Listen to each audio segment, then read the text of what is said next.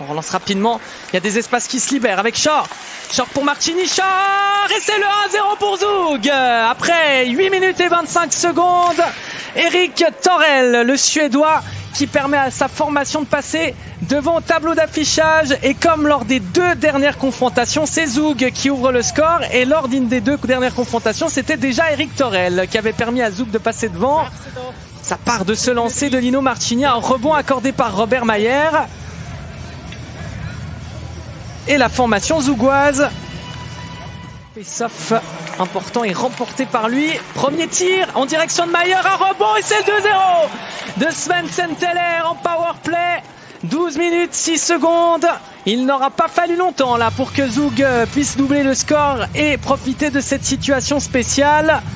Ça a très bien combiné et ça part encore une fois d'un mauvais arrêt de Robert Mayer qui a accordé un rebond beaucoup trop facile à reprendre.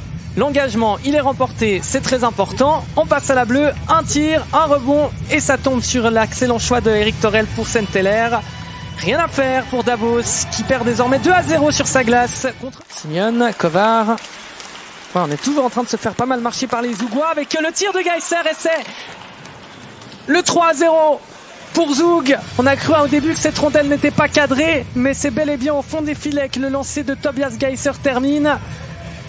Et le défenseur qui peut inscrire sa troisième réussite de la saison face à cette équipe grisonne. Donc, troisième but de la saison pour Tobias Geiser sur cette séquence où les Zougois ont marché sur les Grisons pendant un certain moment. On n'a pas pu se sortir de cette situation. Raté celle-là, Corvi Knack, Corvi qui rate son contrôle. Malheureusement pour le HC Davos, c'était une chance de revenir à deux longueurs là.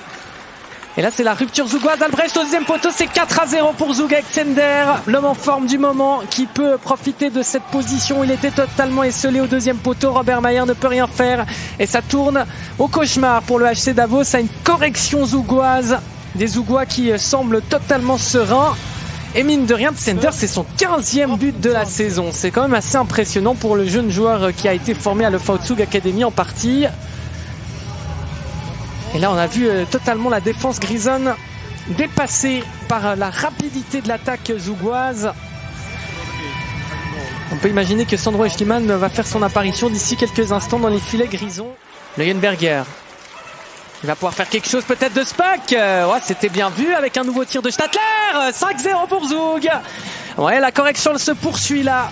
Alors que Jérôme Bachhoffner montre sa main, peut-être qu'il s'est fait mal sur la séquence, à moins qu'il ait même dévié ce puck sur le lancer de Livio Stadler, l'ancien joueur des EDC Lions, Jérôme Bachhoffner. Alors, le lancer de Stadler, ouais, il y a eu une déviation de Bachhoffner, effectivement. Déviation peut-être de la main, justement.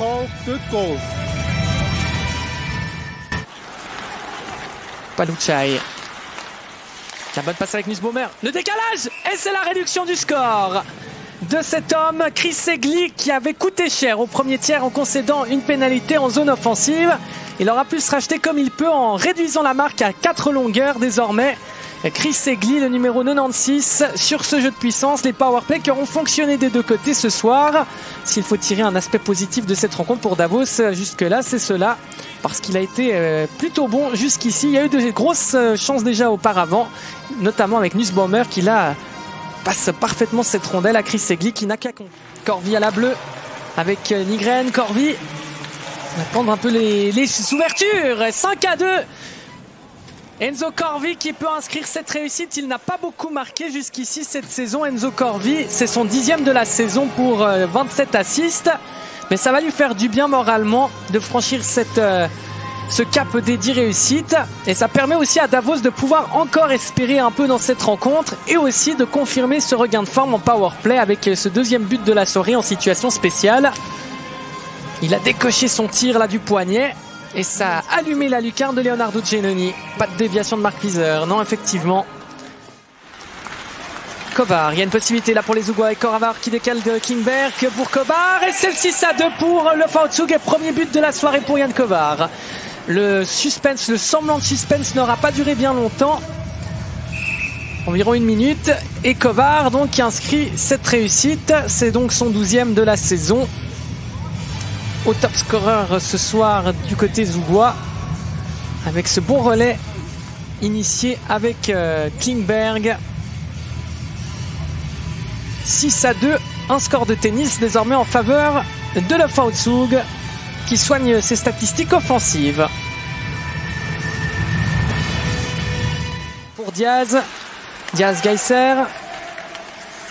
Geisser pour Kovar. Geisser. Au centre, Barofner. La reprise, ça passe à côté, pas loin de son doublé ce soir. C'est toujours la panique dans les rangs grisons et c'est le 7e parce que Robert Mayer est au sol. Mais j'imagine qu'on va peut-être aller voir la vidéo parce que Robert Mayer était au sol depuis un certain moment. À 10 minutes et 9 secondes de la fin de ce 3e tiers, Barofner était également au sol face à Robert Mayer. C'est assez litigieux comme réussite si elle est accordée en tout cas. Pour le moment, c'est comme tel. Et ce serait Klingberg qui aurait réussi à la mettre au fond. Le joueur suédois de cette équipe zougoise. J'ai envie de dire qu'il y a aussi Lucas Stopp qui est dans le coup et qui fait trébucher son gardien et le joueur zougois. C'est assez laborieux, mais ça a l'air d'être un but valable.